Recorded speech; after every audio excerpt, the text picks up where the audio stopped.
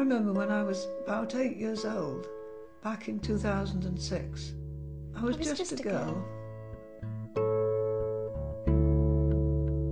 I remember when I was about 11 years old back in 2006.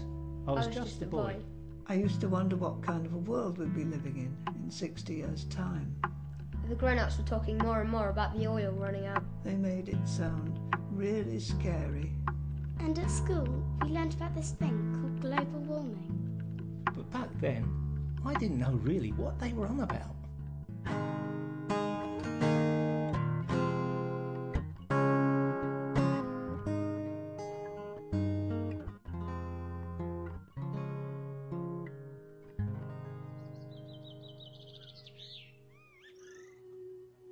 I just heard the word transition and immediately a light bulb went off in my head.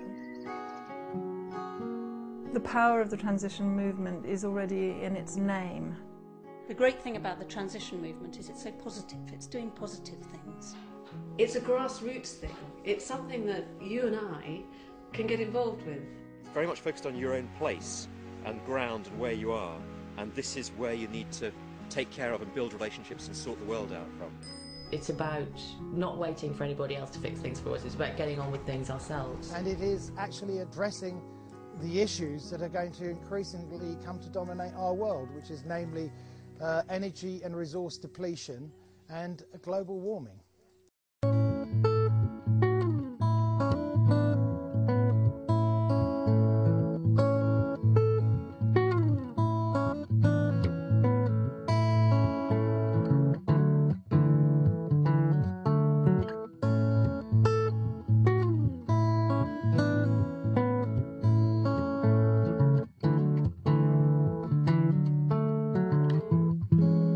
It's not that we're about to run out of oil and gas, but every oil well, every gas well reaches a maximum rate of production and then begins to decline. Whole countries max out and decline.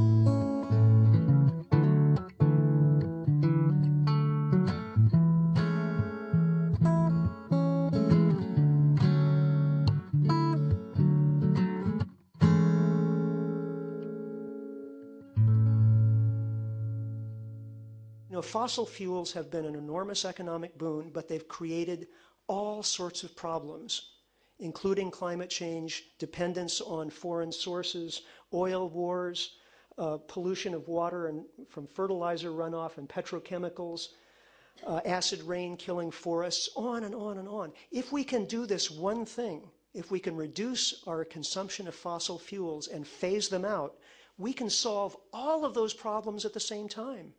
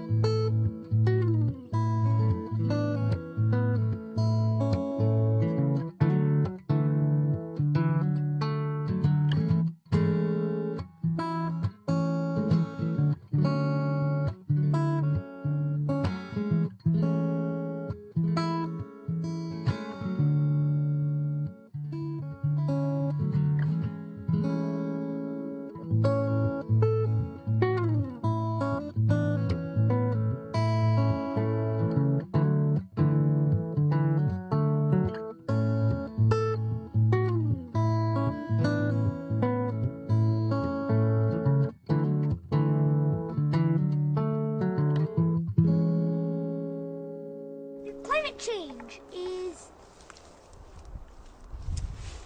caused because we are releasing carbon dioxide into the air.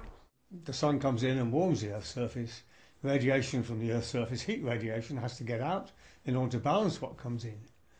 But it's blocked on the way out by what we call greenhouse gases. That's water vapour, carbon dioxide and methane are the most important. Carbon dioxide is one of the major greenhouse gases. 200 years ago, you see, we began to burn coal and oil and gas. That increased the amount of carbon dioxide in the atmosphere.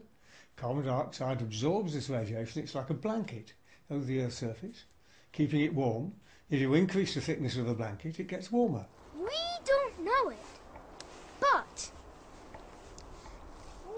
the weather is becoming more and more unpredictable, just because we're releasing carbon dioxide into the air.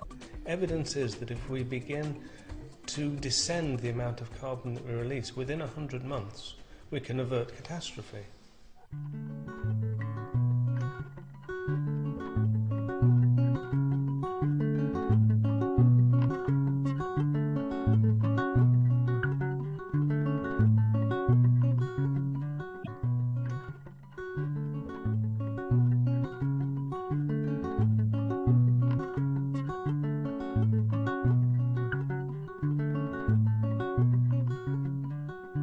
There's an imbalance in trade between the global markets and the local markets, and we focus far too much on the global markets, which we need for a lot of things. You know, we need them for healthcare, we need them for technology, we need them for industrial manufacture, all of those things.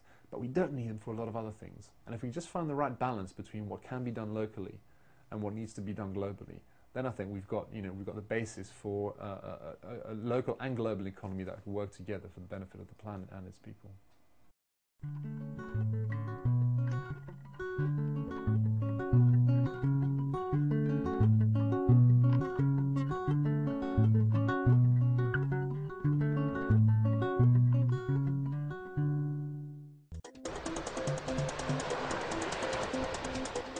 I've been involved with Transition Penwith down here in West Cornwall for the last 2 or 3 years.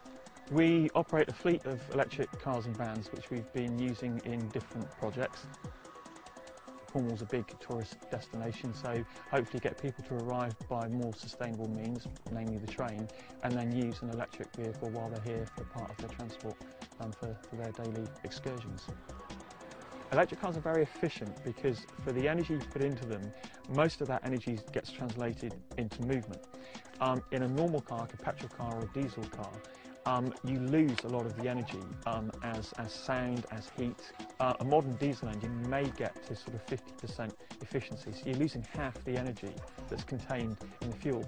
Electric cars can be about 90%. The effective CO2 emissions of the car based on dirty energy, so that's from coal, from gas-fired, etc. This is still only half the emissions of a comparable car. But having said that, there's no point using these cars unless you're going to use green energy, unless you're going to use renewable energy. So while these cars are very efficient, very clean, it's not just a case of let's replace all the cars out there with electric cars and we've solved the problem. It's a case of, okay, let's try to avoid driving solo, try and fill the car up, car share, but then also, kind of think a bit more about what kind of journeys you're making and, try and consolidate all those errands and all those sort of frivolous trips into one journey.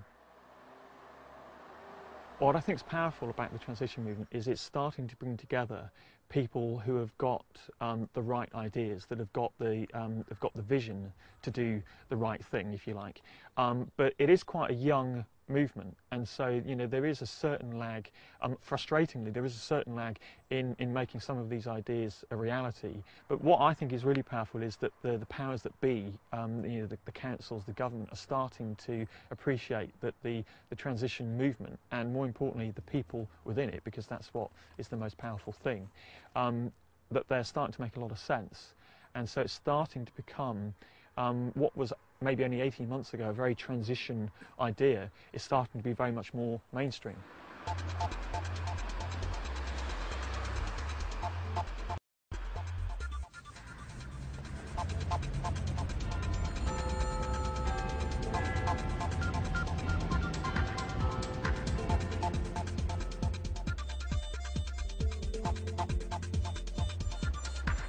how do we design into our towns and settlements and cities the ability to adapt and change quickly and to become much more responsive to what's happening around them. This is the town of... What we've really developed so far is the transition bit, which is the grassroots model, the bottom-up model. So it's fascinating to start really exploring what it looks like when a local authority starts to come the other way. And then really you start to move to what actually local democracy was always intended to be about, where the community is driving things, making decisions, having a vision, driving things forward, and the local authority's role is to facilitate and enable that. And now it's 2066. I feel really proud to have been part of that. We turned it around when most people thought we didn't have a chance. Lots of small changes, all coming together, all over the world. That changed everything.